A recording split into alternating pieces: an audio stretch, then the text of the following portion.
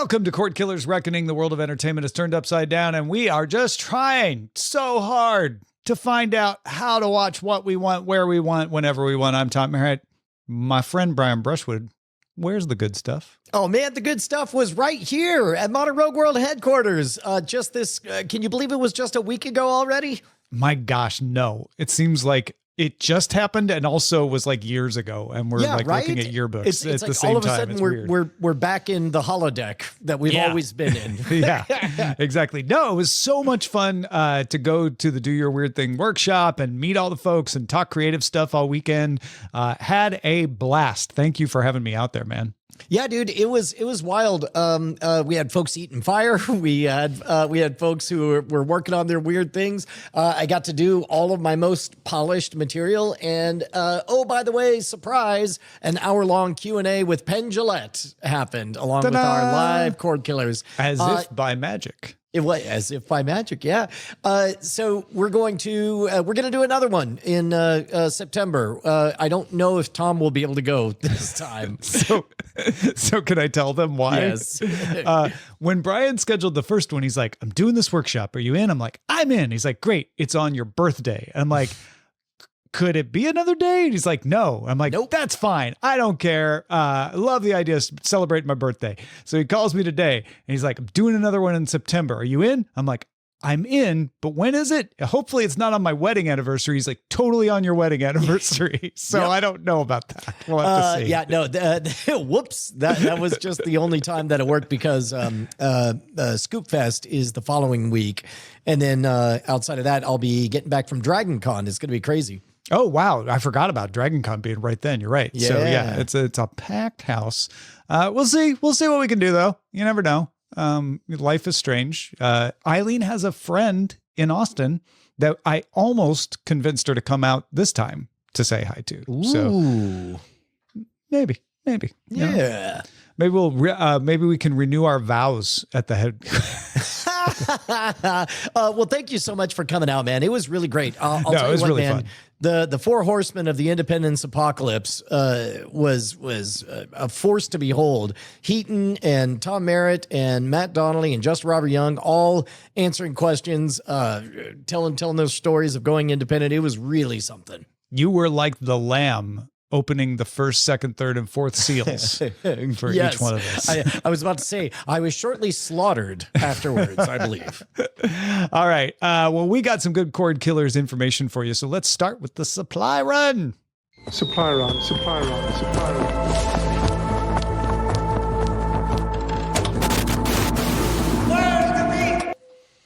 Apple's movie F1 generated $57 million domestically and $146.3 million in opening weekend worldwide. A lot of folks thought this was maybe make or break for Apple's film strategy. If it had flopped, Apple would be forgiven to say, you know what? We're just going to make movies for streaming and we're going to focus on TV success from now on. However, they did pretty well. So this has prompted Variety's Rebecca Rubin to write up a story describing the different paths Apple could take in the film industry. And Brian, I thought it'd be fun if Ms. Rubin will allow for us to run her takes by our collective brains here. Yeah, in a weird way, like I like the fact that you teed up what I like to think of as the just Joshin defense, where it's like, oh, we were just joking, we got jokes here, making a movie, and then now they're the car that caught the car, or the dog that caught the car. Yeah. It's like, oh, turns out a movie about racing with Brad Pitt in it does draw people to the theater.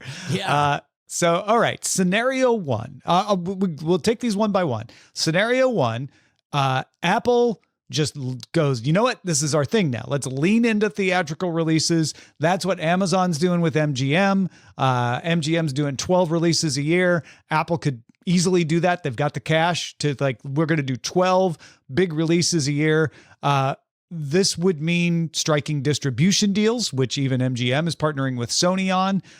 It's a lot of money, a lot of expertise, cost in different ways, expertise and money.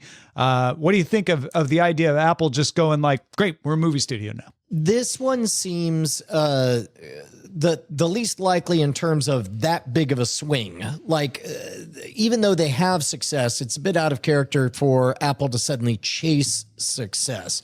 I can see them kind of like keeping up with the inertia of what they have right now, aiming for 1 to 3 prestige releases per year. But the idea of them going whole hog, like this is how we make money, strikes me as unlikely. All right, that brings us to number 2, which is Apple gets selective, just picks hits, things that it is confident are going to draw.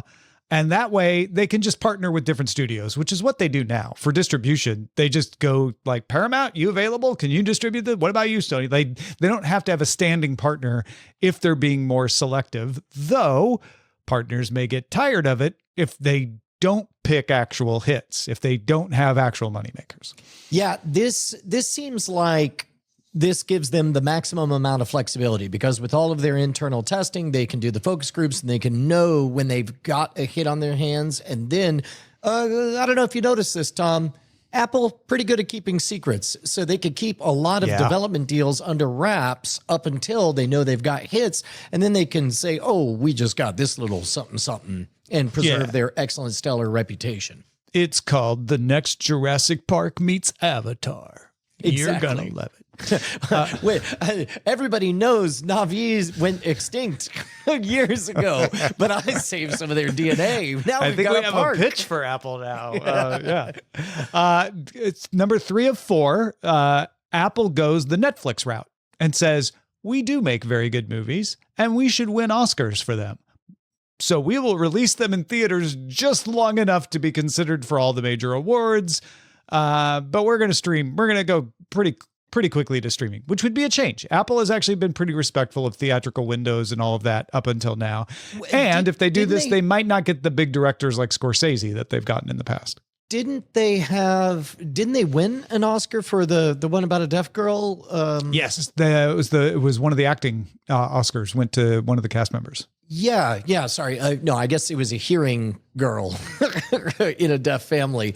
Right. This one strikes me as the most likely, both because it's the most inertia. It's the most like what they've already been doing, and it's the most on brand for what Apple wants to do. Part of Apple's style guide is no blemishes, no stains on their Coda.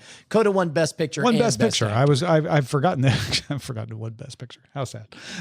Yeah. All right. So you think the Netflix route, which would be a change, but before we settle, scenario 4, Apple buys a studio, probably Lionsgate, which is available, maybe Warner, probably not Disney, even though everybody is obsessed with Apple buying Disney. That would be buying way more than just a studio.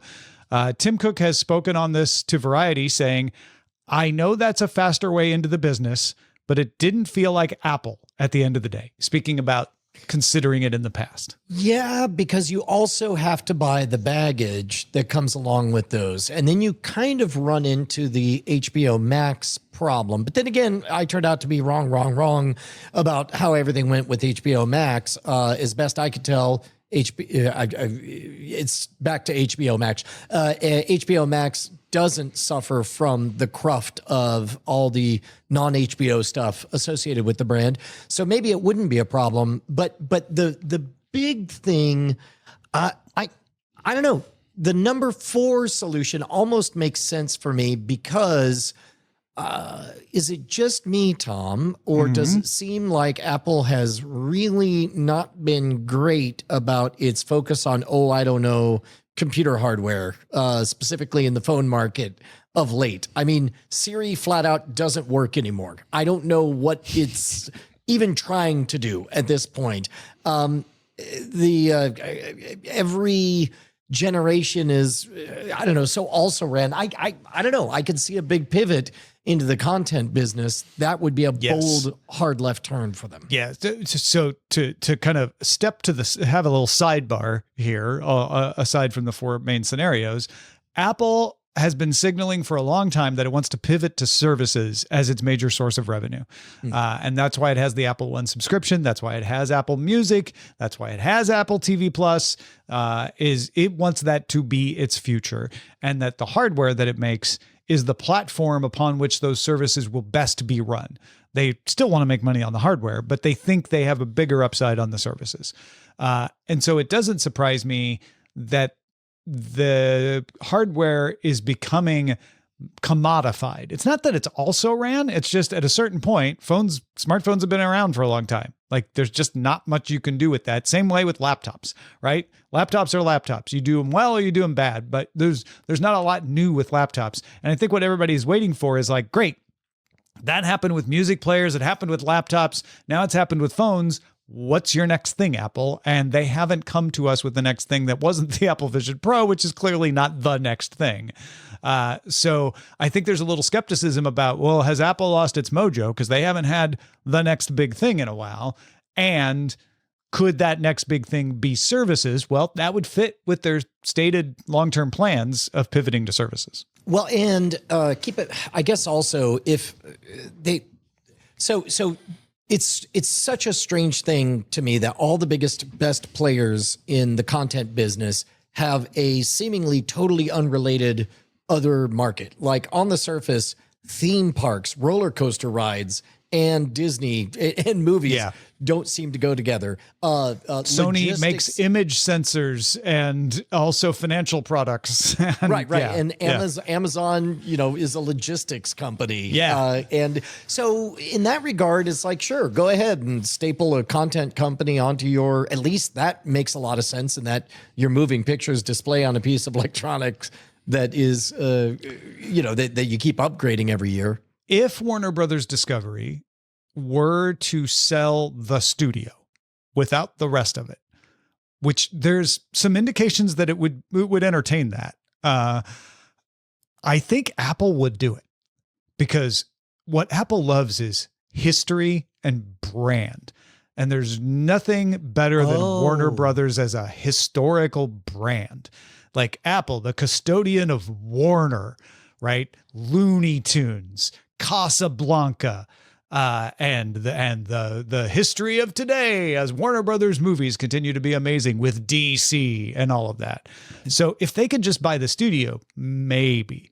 Lionsgate is kind of hip and cool, which Apple might also like as well. Lionsgate would fold nicely into the Apple aesthetic, but I like the aspirational reach that you're pitching, because quite literally, or I guess in branding terms, quite literally, they get to time travel to the past. Their shadow gets to extend backwards 100 years, give or take. And it's tempting to say Apple doesn't have separate brands, but they do. Beats. I think a lot of people are surprised that Beats didn't just become Apple audio products, that you can still buy Beats branded products separate from Apple products. Yeah, and to be honest, with the amount, I assume Apple's still sitting on all the cash of the planet right now. Yeah, in which case, I guess that's another thing, is I feel like now's a pretty good time for them to diversify, given that they keep, I don't know, to my mind, disappointing on their hardware releases. Like maybe get out of the same business that they're in now. I think the best bet for Apple's hardware is glasses, not Apple Vision Pro, but like smart glasses. And I think we're a couple of years away from that. So we're going to keep hearing about like, Apple, what have they done for us lately? But if they were to crack the smart glasses, which I'm not 100% convinced they will, but I think they could. And if they do, then I think suddenly everybody's like, oh my gosh, the Apple glasses, Meta had these glasses that were pretty good, kind of the Palm Trio or BlackBerry of glasses, but look at that is the story Apple wants to be true. And if Apple's going to do it, that's the scenario I think that works for that. But I don't think that's guaranteed that's going to happen. A bit off topic for our program, but I am of the unpopular opinion that their pushing back of Apple Intelligence is a very, very savvy move. I think that there's lots of rough waters ahead. I think that they want. I think that Siri's degraded as it tries to expand and do more. It's just exponential, the number of cracks that you're going to see in everything. And I think it's smart for them to stick to their weight, make it very polished. Yeah, strategy. and there was a report that they are discussing with Anthropic and OpenAI and others about using those models on Apple infrastructure to run a cloud private service that only Apple sees, right? So you're not sending it to those companies, but it's running those models, which would be similar to how it did cloud services in the past, where they had some outside infrastructure software. Cloud stuff not as popular, so you didn't hear about it as much, but it's not like it was just running Apple versions of everything. They were like, oh, let's use this software, but it's our version, it's on our premises, so we can call it Apple Cloud. I could see them buying Anthropic's model, running it on Apple infrastructure and calling it Apple Intelligence, but bootstrapping themselves into something that works much better right away. Yeah. All right, I'm going to go with scenario 2. I think Apple gets selective and releases only hits. They keep their rotating studio partnerships and rely on the fact that they're Apple to keep the studios from getting tired of not always being in on it.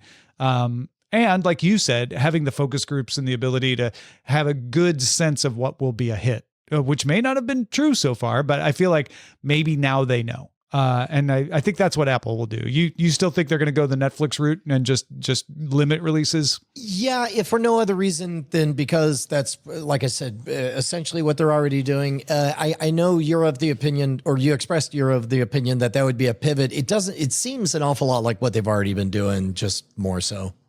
Yeah. I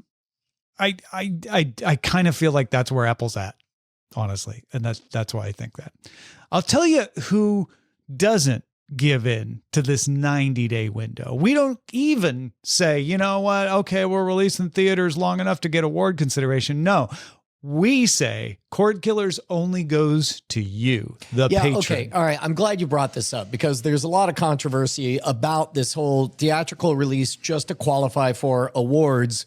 We care so much at patreon.com/Cordkillers. We don't even do theatrical releases. And we will never, for the purposes of winning awards, have a theatrical release. Well, now I actually really want to do that. That sounds completely awesome. And maybe we can do that, Tom. You know what? I'm going to peel off the mask. We would love to do that, but we got to raise money. Head on over to patreon.com/Cordkillers so we can qualify for the Oscars. We're flipping it on its head. Other companies force their product into the theaters to grovel for Oscars. No. We are saying to you, if you demand it, everyone, then sure, if we get enough patrons, we will go into the theaters and win Oscars. Yeah. But that's up to you. Cordkillers, the movie. It's going to be $1 billion franchise. We're in the middle of... We have way more than 7 seasons now. So no, it's $1 billion trilogy, right? First, yeah, exactly. Like, someday we'll kill the Cords, then we kill the Cords, and then we're near the end of Act 2, where it's like, where's the good stuff? And then finally, the third act, that's going to be the big movie. You can fund it right now. Become an executive producer at patreon.com/Cordkillers. You'll get early access to the full experience, exclusive access to our After Talk segment, and you'll get the smug satisfaction of knowing that you are keeping Cordkillers loud, live, and independent. And now the search party.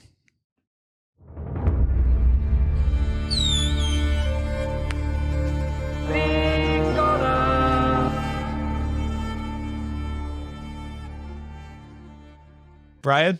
Yep. Everyone hates Squid Game season 3. What? Just ask anyone on social media. They'll tell you. Also, everyone is watching Squid Game season 3. Ask the 60.1 million views it accumulated, setting a new record for the first 3 days of a Netflix series. Those 3 days make it the 9th most watched non-English TV show ever. And it's not done. Those are just the first 3 days. Now, we've talked about this before. It was Netflix that counts a view as 100% watch time, correct? Yeah. They take the total watch time that people have had, whether it's 2 minutes or, the entire show. They count up all the minutes. Then they divide it by the number of episodes. So that, or actually, I think by the running time of the episodes, so that you get an actual number of like the equivalent of watching full versions of this many episodes. And again, like coming from YouTube land, I cannot express enough how extraordinary that is in terms of real minutes, real views. Like this is back to Nielsen Golden Girls pulling in 3 million views on a random Wednesday night broadcast days. Yeah, 60 point. Now, granted, it's worldwide, right? You got a worldwide audience. Korean speakers are watching it in Korean, and you've got people in Japan and Europe and Australia and India and Africa. Everybody watching it. So you have a bigger audience to pull from. But still, I mean, even if you go past the views and just look at the fact that it is a new record for the first 3 days of a Netflix series, clearly the strategy is make a show everybody hates. Yeah, right. I mean, again, it's like, as I'm fond of pointing out, casinos don't care who wins the game. They care where the action is. And that's a lot of action. And if it's a lot of action where everyone is shouting about how much they hate watching, all they hear is the word watching. Yeah. I honestly think Squid Game is suffering from the it got popular reaction. And so it's not cool. It's not going to build up your status to say, well, I'm one of those people who loves Squid Game, right? What does build up your status is to dunk on it and say like, I've got the most clever way to talk about how awful Squid Game season 3 was, where apparently most people are watching it. Most people are just like, but secretly it's actually really good and I enjoyed it. You're right. All of that fan commitment is a way to signal for status. And there are only so many different games. And we talked about this actually at the class where it's like, there's the popular one, the cool one, the spicy one, and a couple of more. That's true for brands, for ideas, and for types of status games that you could play within various fandoms. You could be the popular take, like I unironically cheer for this no matter what. I pledge my banner to it. You could be the countercultural take of like I was in before that was cool, or the spicy take of, the real hero is this third actor that nobody ever notices, et cetera, et cetera. Yeah. No, it actually kind of matches. Season 1, it was the popular take, right? Squid Game, crazy popular. Season 2 was the cool take. Like, well, not as cool. It was cool the first season, but not as much the second season. And now third season is spicy take. Yeah. The first movie in the Peter Safran, James Gunn era of DC Studios comes out this week. It is the first movie in the Gods and Monsters phase of DC movies. It is called Superman, and it's opening this weekend to apparently millions and millions of dollars. They're talking about a projected $200 million first week. That is big, big, big. It's I think I read somewhere that was Ryan Coogler's movie, is it Sinners, was the biggest hit in the last 15 years. I think this is going to supplant it. I think blockbusters are back. I, for one, welcome our old overlords. Yeah. We're talking pre-sales of 20 million, which is ahead of Guardians of the Galaxy 3, but behind Ant-Man and the Wasp: Quantumania for whatever that's worth. But yeah, they think Superman's gonna do 115 to 130 million dollars domestically, and just less than double that worldwide. So more than $200 million. You been watching The Bear yet? Season? Did you ever get back on the Bear train? No, I fell off, but I hear that I can just pick right back up, and it's gotten good in a different way. Yes, I almost feel like that's saying, well, did you stop reading Harry Potter? Yeah, you could just pick up the 5th book and it'll make sense, right? Like, it's fine. You can do that, but it's also, The Bear is kind of a single story. So yes, you can pick it back up and it'll be fine.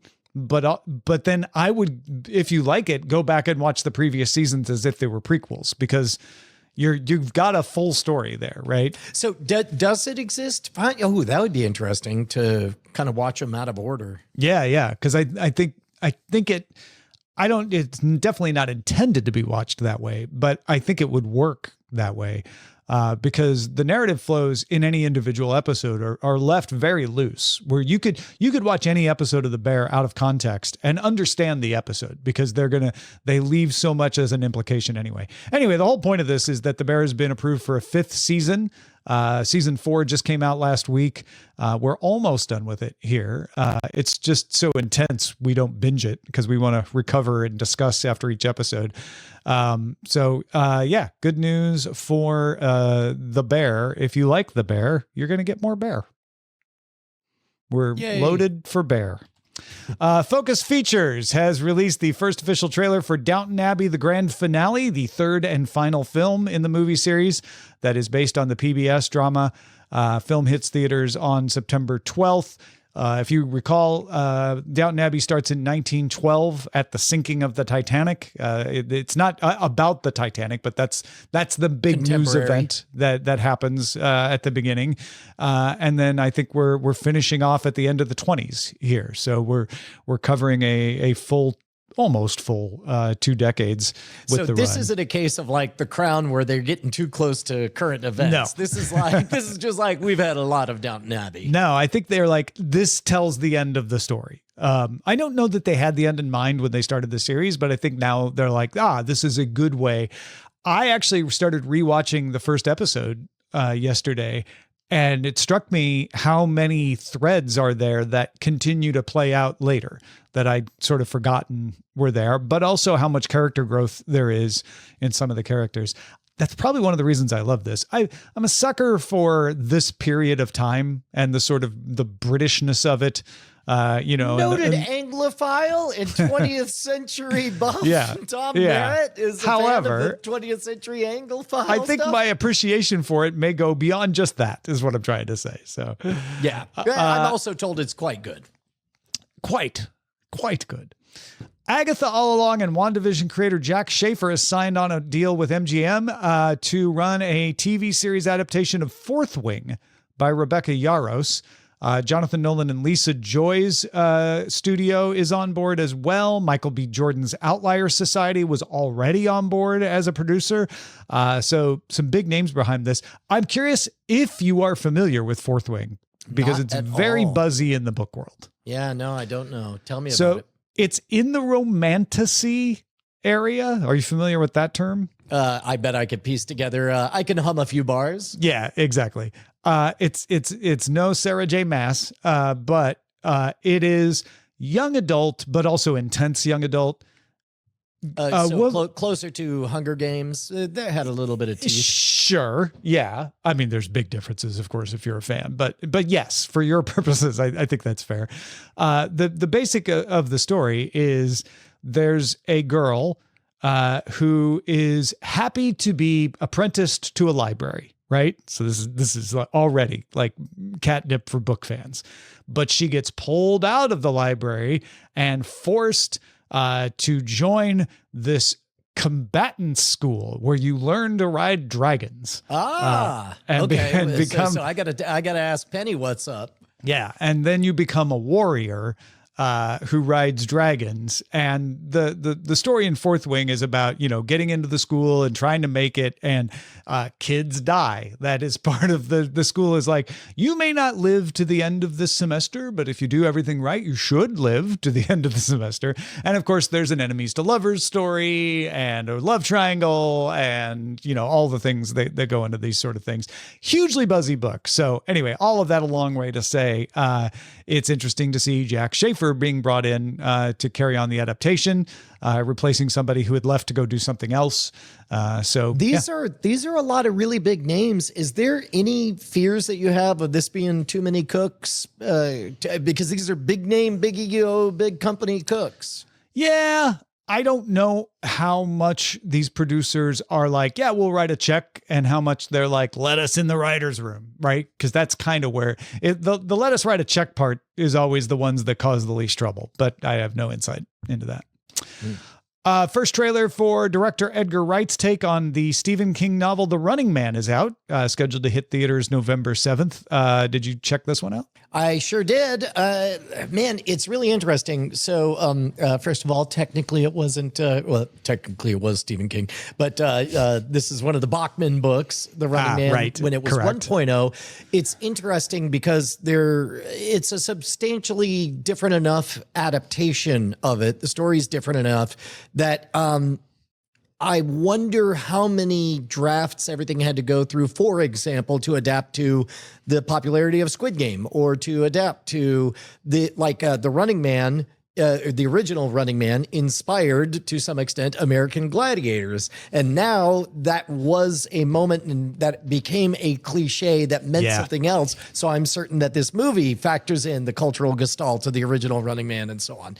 It looked great. And I'm increasingly a big fan of Glenn Powell's.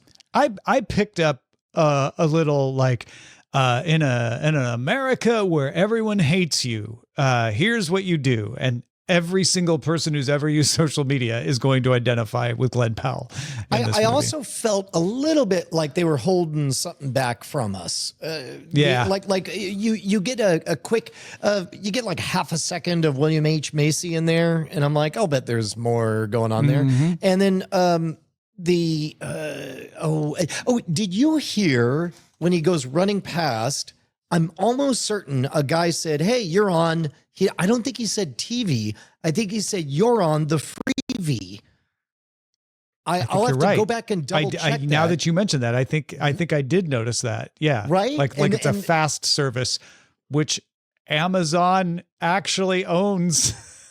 And Amazon MGM producing I'm this. not insane. But although also, they're shutting Freevee down. So, but that also kind of the way I read that as Freevee is, so one of the things that you would have to write around is that in a completely fragmented world, there probably should be some equivalent. Because remember, the first one was partly a meditation on the power of broadcast television, of top-down media. So I wouldn't be surprised if they had to kind of break the narrative of everybody subscribes to their little pocket realities and instead say, no, there's a thing called Freevee that's essentially like Big Brother television, you know?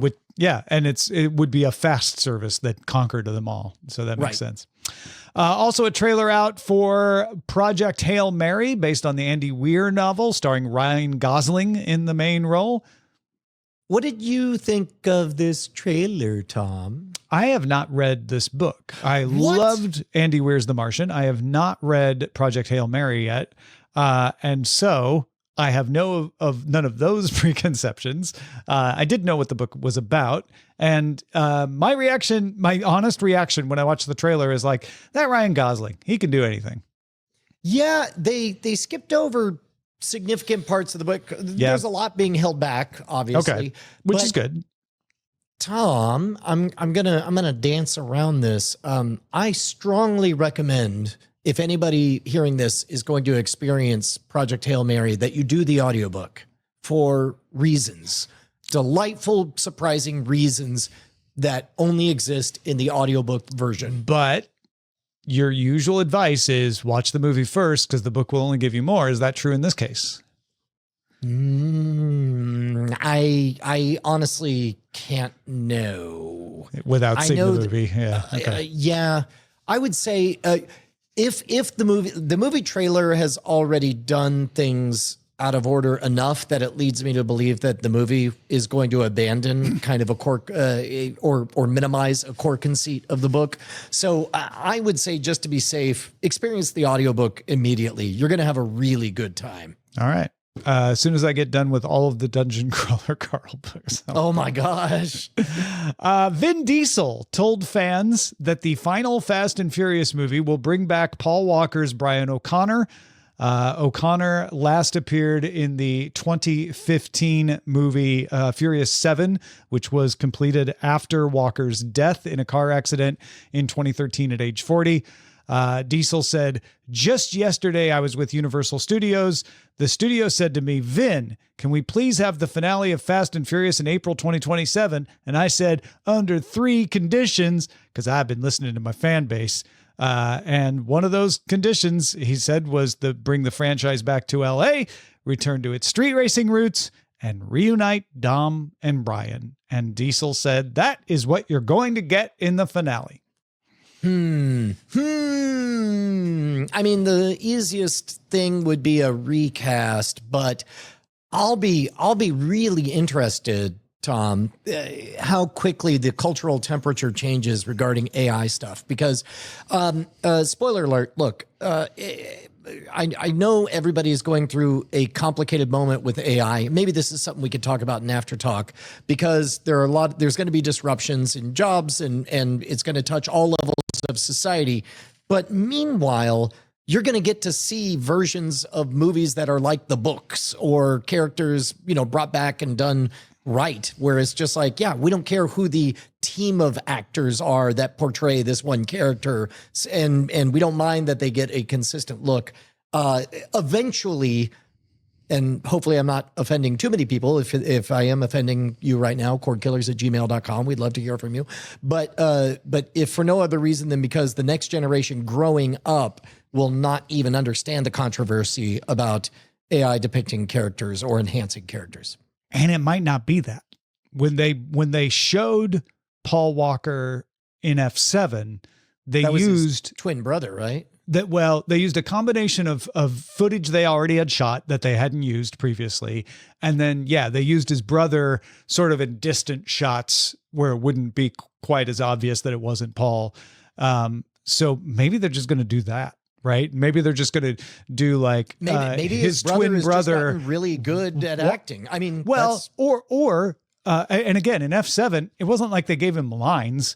They're just like, he's with his family now, and they just showed him on the beach playing with the kids. Right? It could be something like that too, where at like the very end of the movie, Dom goes to the beach and starts playing with the kids, and that's it. There, and it's like, Dom has also reached that area in life where Paul reached already.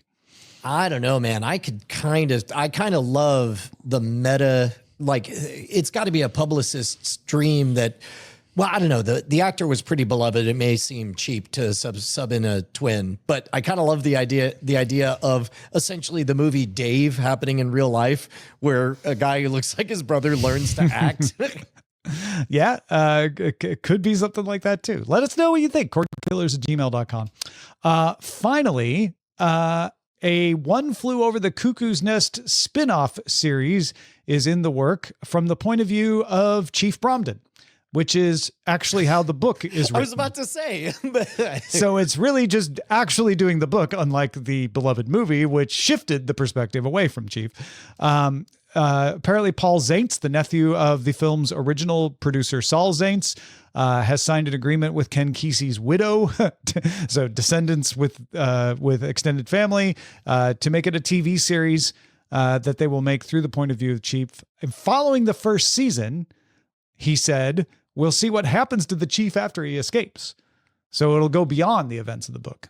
Oh, that's good. So weirdly, and maybe this is too esoteric, I don't know if you read it or if anybody from the audience did, but this literally is what Orson Scott Card did with Ender's Shadow. He just redid the events of Ender's Game from the perspective of Bean. And then after Ender's Game ended, there went on to be the Shadow trilogy afterwards. Basically, after Ender left, all of planet Earth played Risk with little genius children as super characters or whatever. So that'd be interesting.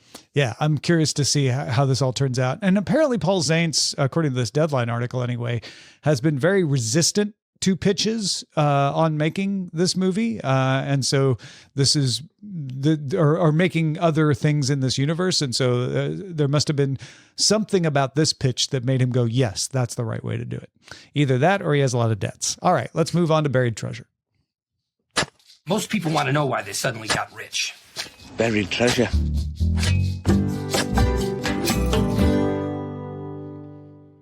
Buried Treasure, of course, is the segment of the show where we talk about things we have been watching so that maybe you can add them to your list of things to watch. What do you got, Brian? Tom, so I went to vacation. Went to South Padre Island over the holiday vacation. weekend. I've been there myself. It's a great destination. Yes, it was. Thank you very much. But it was a hot, lazy evening, and Penny and I didn't want to go for a walk on the beach, and Penny had never heard about Skeleton Crew. We were just perusing through Disney Plus, and she goes, "Did they just make up a Star Wars when I wasn't looking? This looks like a fake Star Wars." And I'm like, I heard it was pretty good, actually. And I opened up Rotten Tomatoes, 92% on Rotten Tomatoes. I was like, what did Andor get? And Andor is sitting at 96%. I'm like, well, I heard it was good, but this is way good. And I remembered enough of what people had talked about it, kind of Stranger Things-ish. It took about 30 minutes, Tom, to totally reset my palate, because Andor, it is not. It is fantastical and over the top, but very quickly the kid logic settles in, and then when it goes full Goonies, Tom, it's a joy. Our whole family, Penny and I rewatched episode 1 and 2 with the rest of the family. We all gather every single night, all 5 of us, to watch each episode. It is 4-quadrant, great. Highly recommended. Highly recommended. No kidding. Halfway through the season, I still don't know if I could trust Jude Law. It is so lovingly crafted, and it brings a level of silliness. I'm gonna spoil an episode 1 thing. There's a droid. There's a one-eyed pirate peg leg droid with a rat living in its empty socket, who's my favorite droid in all of Star Wars. Full stop. It's great. It is great. That is fantastic. I have been wanting to get around to it, so this is a good nudge to like bump it up the priority list. I'm very glad to hear that.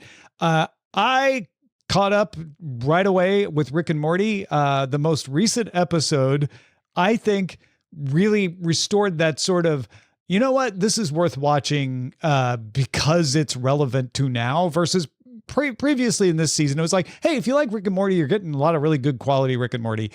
This episode took on fan culture. It includes the story circle that Brian talked about at his workshop. They cast James Gunn and Zack Snyder as themselves and had them talk at the Warner commissary about their different approaches to making movies, and totally reference Superman, even though in this, fictional universe, James Gunn is making an entirely different movie franchise as well. James Gunn is a villain and he and Zack Snyder were like, yeah, no, it was, they've said in a couple of interviews, like, yeah, this was fun. And the folks who make Rick and Morty were like, yeah, we had way worse stuff that they were laughing at that we could have put in, but we went easy on them. I don't know whether you've watched this yet or not, but you have to. I did. I watched it this morning, and it was kind of like time traveling.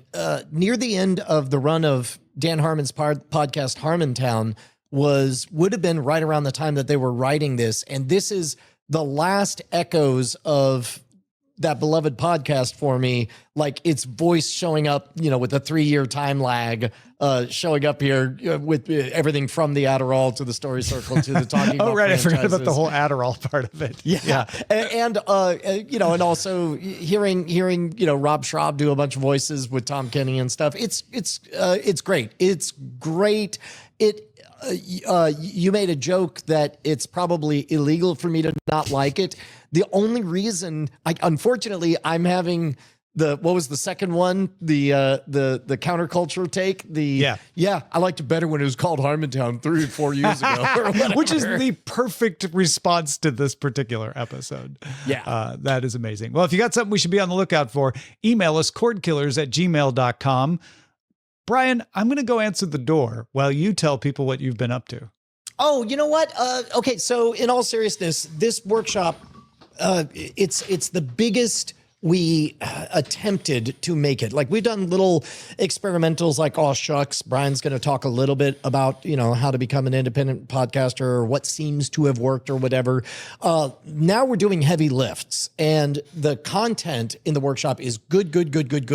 We're now at the point where it's just a matter of smoothing and sanding down the edges and getting the logistics top notch. We had, I think, 14 people eat fire. And that was just like the fun group activity that we did on Saturday night. We did storytelling workshops.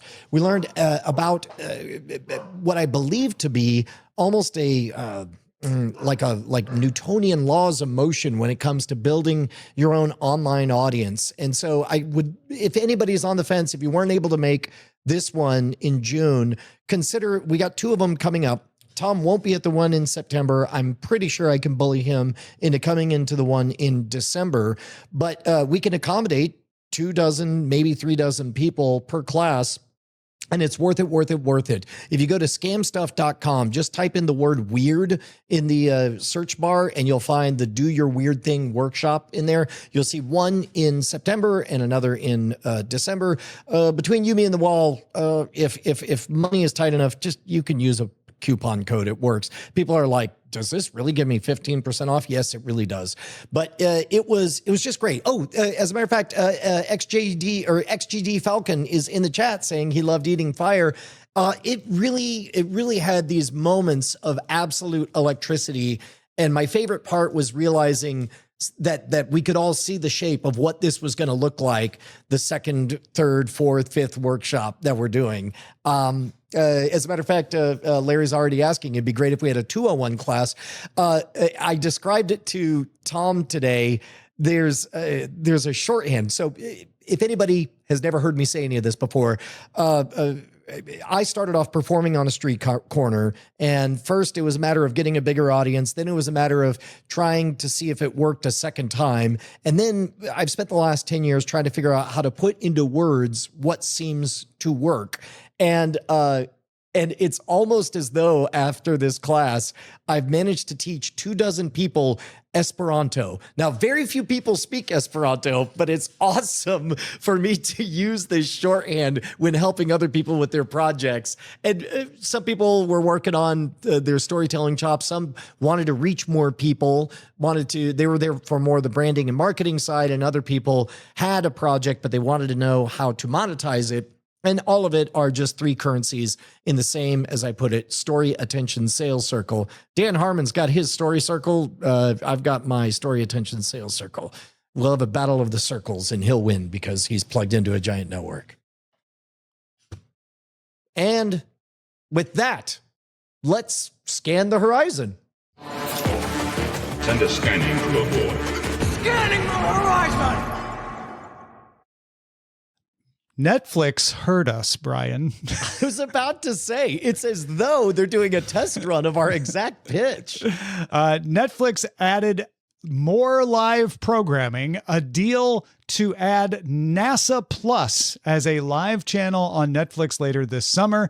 NASA operates a FAST channel for Amazon Prime Video as well. The Wall Street Journal says Netflix is talking to Spotify about creating live music content as well. This could include award shows as well as concerts. Netflix definitely leaning into live, definitely leaning into linear. And I'm just saying, if you listen to last week's Cordkillers, you know that we're like, they could be the place for C-SPAN, and NASA's just like one hop, skip, and a jump from doing that. Yeah, the only difference is that NASA is, of course, a government agency, and C-SPAN, popular, contrary to some opinion, or popular opinion. I don't know how popular the opinion is. So but popular. I hear it everywhere. I thought C-SPAN was a government thing, but it's not. And maybe they did. They tuned into the event. By the way, I hope everybody enjoyed our live version of Cordkillers. I'd love to hear people's opinions. Cordkillers@gmail.com. Agreed.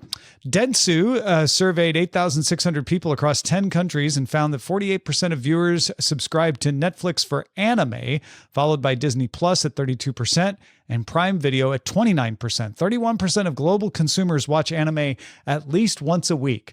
So if you're an anime fan, you're like, duh. And if you're not, well, guess what? you're in the minority. There's a lot of anime fans out there. Yeah. Was it clear from context whether they were saying of people who like anime, that's where they get it? Or they're saying that that 31% of all human or 48% of all humans subscribe to Netflix. 48% of viewers that they surveyed subscribe to Netflix for anime. Now that may not be the only reason they subscribe, right? But they definitely found that people were like, oh yeah, anime is one of the reasons I have Netflix. Yeah, it definitely, it's very strange to me. Well, I don't know. I guess it shouldn't be. There's a survivorship bias on that. Like we live in the timeline where anime became popular. And meanwhile, there's some other timeline where NPR's Duck's Breath Mystery Theater became popular. And I'm just as amazed that became popular. Yeah. And also, I think a lot of people think, oh, Crunchyroll, that's what you get for anime. And like so many other subgenres, like Korean dramas and everything else, Netflix has created a nice stable for the anime subgenre. So you can get a lot of it there as well.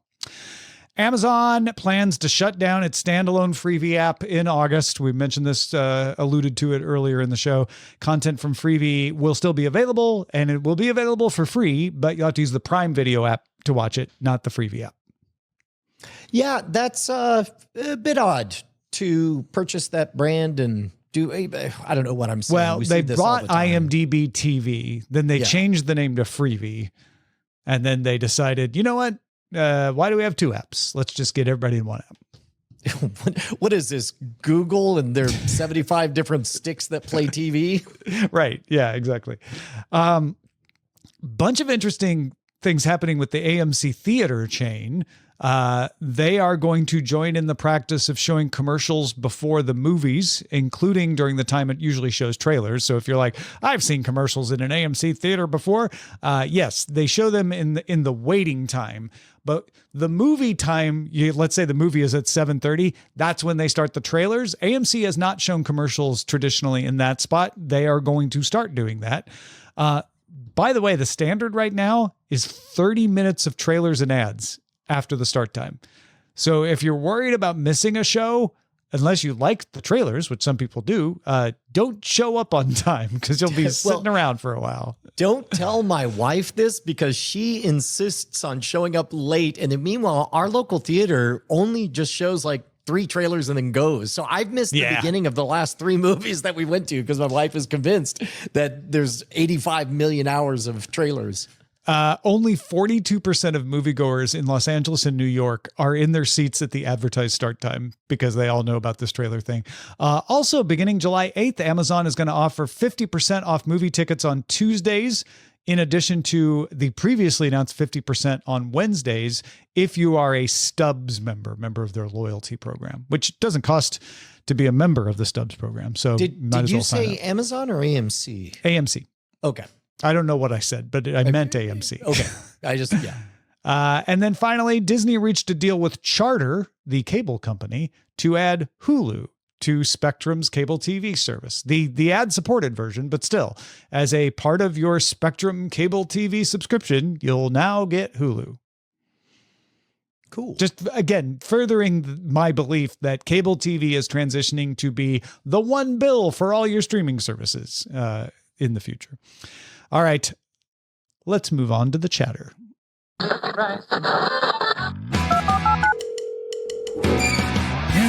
got mail. In fact, we do have lots of mail. Amr wrote in and said, I found your segment about C-SPAN fascinating as someone who loves politics and has been frustrated with both C-SPAN's exclusion from live streaming services and their lack of an a la carte streaming service. He suggested a lower third scroll, like ESPN and other sports channels do for sports scores.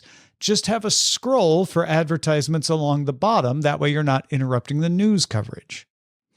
Huh. Yep. I could be there for that. ? I don't know.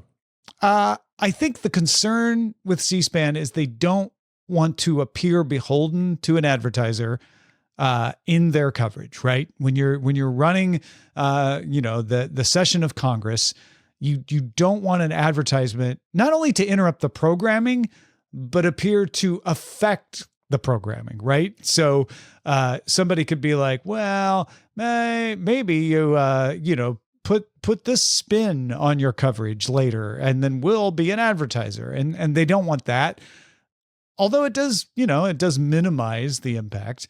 I could see political action groups saying, we want to be on the scroll as soon as the discussion of this bill happens, and C-SPAN being like, yeah, we don't love that. That seems like we're taking a side, even though it's you saying it. But I don't know. It's an interesting thought. I could see, this kind of thing sounded outrageous in the before times with broadcast, but maybe is possible now in a fractured universe. Yeah. Like a blinding experiment where it's like they sort of like the different distribution, like with alcohol, you got brewers and distributors and retailers, where it's like C-SPAN themselves can't possibly know what ads are going to be stapled on at the distribution level. Sure.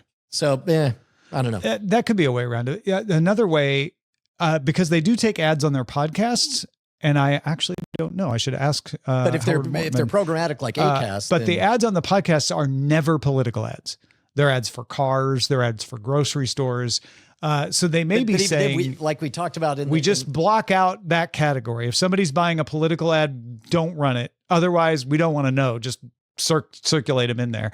So yeah, maybe that would work. Yeah, but like we talked about on last week's show, like a Ford F-150 is coded different than a Subaru. Yeah, that's true. Jonathan wrote in my opinion, it would make more sense for YouTube to pick up or stream PBS content than Netflix. PBS stands for Public Broadcasting System, and YouTube is already available to anyone with an internet connection. Just my 2 cents, and would not want to pay again for what's supposed to be free TV. I don't know if Jonathan was confused between C-SPAN and PBS. If you were, we're talking about different things. And as Brian said, C-SPAN is a privately owned thing that streams congressional proceedings. PBS is public broadcasting. If, however, you're like, no, I know C-SPAN is different. I'm just making the point that PBS should be on YouTube. PBS is carried on YouTube TV, but you have to pay for that. So I don't know if that really gets around Jonathan's point, which is I don't want to pay again for what's supposed to be free on TV. Well, and even then, PBS is a interesting hybrid. It does receive money from the federal government, but it also gets a lot of money from the Corporation for Public Broadcasting, which is a corporation. I don't know. And PBS is also available to stream directly from PBS. You can just go on pbs.com. They have an app. You can just stream it there.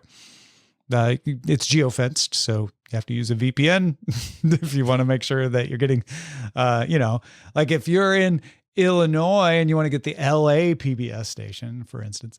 And then Gray Malkin wrote, greetings, killers of chords. Is there a reason that local broadcast channels, say your NBC affiliate, can't or won't provide a streaming version of their channel? And then uses the example. My PBS station does this through the PBS app. My working theory is that streaming services like YouTube TV and Hulu Plus Live TV won't carry them if they provide their own. Good news, Gray Malkin. Yes, they do. Through Peacock, if you're NBC, or Paramount Plus, if you want CBS. I believe Fox will do it soon when they launch their service later this year. Right now, Fox does not do that. But ABC available through Disney Plus. So, yep, they do. It's just the other service that comes from that same company. Yeah. Finally, Matt Bat says, I have an idea that is definitely torture and maybe terrible. Oh, we are here for this. Good pitch, Matt Bat. You watch the full episodes, the full experience, on the anniversary of their original airing. So for instance, if you watch the first episode of Warehouse 13 and the ultimate episode aired 2 years later, you'd have to wait until the anniversary of that episode to watch it. If it's a short series that only lasted 3 years, less painful. If it's Law and Order, well, the experiment might outlast the podcast. Why? This would replicate someone who pops in on a show that their friends talk incessantly about. Obviously, you would have to run this full experiment in parallel with the regular full experiment. Genius idea or terrible idea? So as a conceptual art piece of torture. I don't hate it. However, the only reason that it's a non-starter is because most of that experiment has been completed, for example, in our however many seasons of The Wire, of The Shield, because remember, we used to watch all of the episodes of these shows. Like when we picked a show, we would spend a year and change watching week after week after week of the entire thing. I like his argument that you replicate the experience of someone who just popped in and watched an episode every once in a while if you do it this way. But I don't know what the right show to pick for this is. My instinct is that it's probably something from the 80s or 90s that ran three to 5 years. But it would be interesting to find a show that you're like, yeah, this is one that people just popped in on, like Cheers, which we already did, but something like that. Although that's 9 years, so we're probably not going to pick that one. But yeah, something where it's like, oh yeah, people popped in and watched this. Maybe, I don't know, Soap from the 70s. Amos, you got an idea? I do. This would be a good test run for a series that only had one season. Oh, yeah, that's true. Yeah. So then you could watch the like four. Skeleton Crew available now. But yeah, Sure. that'd be a good test bed just to see how you lose what you had from the previous episode and speculate and things like that and let it settle. So without having to take years to do it, it still might be an interesting concept. What is a show that only lasted one season but is good enough to do this? Like Firefly, maybe, for example. Yeah, that one you get complicated real fast because you have the airing order versus the literal reason that it was killed. Yeah. So we need a show. I think a show that lasted its whole first season, like its 26 episode classic run, for the most part, and is good enough for us to pay attention to, but didn't get renewed for whatever reason. I don't know what that is. I don't know if it had to be good enough to pay attention to. Like that I'm good enough. Like good enough doesn't mean like, people are saying freaks and geeks in the chat. That's okay, not yeah, bad there. That is a missing gap in my cultural memory. Definitely. Oh, that's a really good idea, Pete. Well done. All right. Well, thank you, Amos. And thank you, Matt Bat. That is an intriguing idea. Our website, a terrible person. You are a terrible genius. Our website is cordkillers.com. Our email address is cordkillers@gmail.com. We're live on twitch.tv/Night Attack Tuesdays at 5:30 p.m. Eastern, 2:30 p.m. Pacific. I reckon we'll talk to you next time.